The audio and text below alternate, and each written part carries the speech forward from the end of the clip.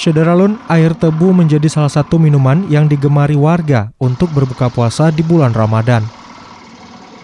Seiring meningkatnya permintaan air tebu di bulan Ramadan, para pedagang air tebu pun tidak sedikit berjajar di sepanjang jalan di kawasan Melabuh dan sekitarnya.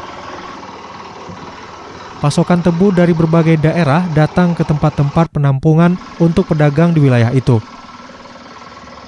Seperti tahun-tahun sebelumnya, pedagang membandrol Rp5.000 untuk satu porsi air tebu. Dari Melabuh, Saadul Bahri, Serambi On TV.